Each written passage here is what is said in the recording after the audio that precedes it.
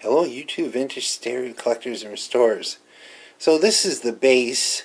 It's a CS16 bass for a dual 12-14 turntable. And it's one thing you notice is it is a smaller footprint than later turntables that came.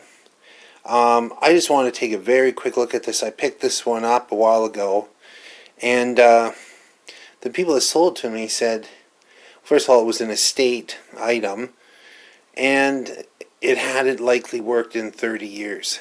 Could even be longer. And I can tell that by the grease on it. And the controls are so stiff that some of them barely move. And yet these things, when you re-grease them and lube them, it'll work really well. I mean, look at how it's made. First of all, that motor, there's enough torque there to run a bathroom fan. This switch gear here, it's all metal stampings and bushings. This only plastic under here is the cover for the power switch and what's called the program wheel, which has a groove, and that's what guides the arm when, where, and to sit down. Pick up and sit down, on the record. And then of course this is actually the base of the tone arm. This here's the cueing. So what I'm going to do is I'm going to put the camera on a tripod and tell you a little bit more about dual turntables. Okay, we're a little better set up here. I put this on a cardboard box that I basically cut out a place for the mechanism to hang through so I can work on it. This is one of these 12 series turntables. Everything about it is heavy metal, It's got a light tubular tone arm though. Good tone arm. These actually, it will work really well. It has 3 speeds, 33, 45, 78. A pitch control which varies the pitch by moving the idler wheel up and down, and that's an original equipment dual idler wheel. The original ones are stamped 1209, which is just one in the series. So it has 3 speed strata on this idler here. Start stop 7, 10, 12 inch. Everything like the start stop, I don't even want to move it, it's so stiff. I'm going to break the lever off. This thing has been sitting and sitting, which is quite understandable. Even the motor doesn't feel that great. It should spin freely. Anyway, put it down on here so that we can talk about it.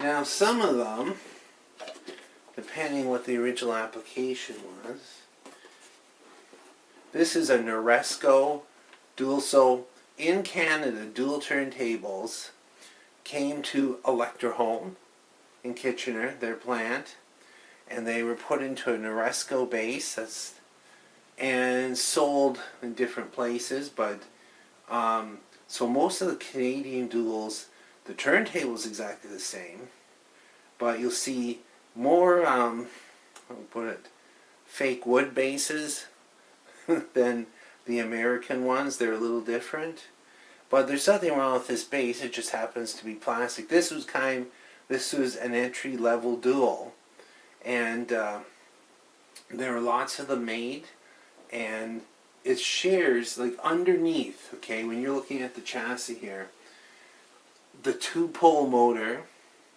which is big enough to drive an exhaust fan, the program wheel, all this metal pieces here, this is much the same as a 10 series or the earlier 12 series. Once you get into like the 1228s, it's a little different mechanism in here. It has the famous turntable guide. If you know what I'm talking about, that's the real word, turntable. I'm trying to say it in German the best I can. On these it has a metal one rather than a plastic one. But everything here just needs degreasing and re-greasing, a few drops of oil. I'm going to download a 1214. I think I actually have one saved, a 1214 service manual. And so many of these parts, here would fit on a 1010 or a 1019 going back a few years. This is about, I believe, 70, 71, this model. And anyway, that's my plan. But I just want to tell you a little bit about dual turntables. When I was a kid, because I was born in Electrohome town, and Electrohome consoles, where console stereos almost always had a dual turntable, and not usually an entry level. Many of the mid 60 ones, which are heavy duty wooden barges of consoles, the actual AM/FM radio and the amp were made by Electrohome in Kitchener. The speakers were Marsland. Sometimes they were other brands like Pyramid, but usually they were Marslands made in Waterloo. And the turntables were dual. And a lot of the early 60s ones had a 1019. Only some of them had a ceramic cartridge rather than a magnetic cartridge. Anyway, those were all over the place. Almost everybody had one at their house. My dad actually had a dual 1010. He had component stereo in the mid 60s, just because he was kind of into jazz and everything. I learned at a very young age, this is the funniest thing, how to, like if there's one channel dead, how to pop the cartridge off, take a pencil eraser, clean the contacts, put it back on, how to make little adjustments and tweaks on it, how to take the platter off, use a little alcohol in the rim, clean the idler wheel. I learned how to do that because there was a dual turntable at my school, and I belonged to the AV team, and I used to be like, oh, this one's not working right, and I'd fix it. Like, I was 9 years old. I loved this stuff. And then my parents had one other. I'd go to somebody else's house, I remember being at my piano teacher's house. And when I came there, she said, I want to play a record, and it was Beethoven, Moonlight Sonata. And it wouldn't drop the record on the spindle. I said, oh, I can fix that. Do you have any sewing machine oil? She goes, yeah, in my sewing machine. So I put a couple drops in the right place and fixed it for her. I couldn't play Moonlight Sonata very well, but I did get that working. And so I got kind of familiar with them. I'm going somewhere with this. At the library, they used to have some dual turntables. And this is how you go back to the future. Back about 75 to 79, they had listening rooms and they had vinyl records. They've got that again. You can go and take out vinyl records. I take them out all the time. It's only one branch near me that has them, but they have some of them are brand new when I take them out. It's amazing. And really great stuff like rock, jazz, classical. They even had Taylor Swift. Anyway, I got really good at playing with them, and so a few years later, my first job as a tech at a place called Area Audio. And Area Audio was in the same, how can I put it, it had been a TV repair place. And the man that did the TV repairs had been in the hospital, and I don't know, he wasn't coming back, he was selling the business. And he had been in TV repair since, World War II.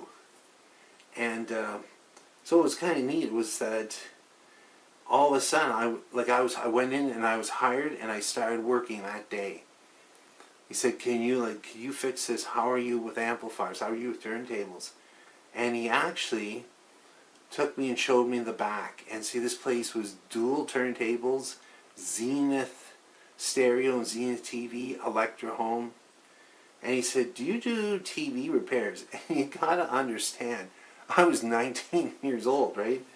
I said, yeah, tube or transistor, I've worked on them all. And he said, okay, could you do this? And there was a dual turntable. And he said, it's not starting up. I said, really? So I felt the switch. And I said, that's okay, but I'm not hearing the click of the power switch. So I pulled the two transit screws, flipped it over, unplugged it, took this screw out, a little bit of tuner spray in there, put it back, flipped it over, and it started up. He was like, oh, that's great. And so I was all of a sudden a dual turntable tech, filling in the shoes of a master dual turntable tech. The man that owned that place, he was like the master in town of dual turntables. He had actually worked, I believe, had worked for Dual in Germany. Anyway, that's kind of my history with them, and so over the years, I've had almost every model of them. And once in a while, I get one. Then I have too many turntables, and I sell a few, and I haven't had one of these for a while. Just haven't had the room for it. So this one here, I'm going to put it together, and I'll show you what I do a little in another video. I think we've gone long enough. I'll do another video where I recommend which lubricants to use and how to take things apart so you're not spending 10 hours trying to figure out what goes where. Thanks for watching and listening.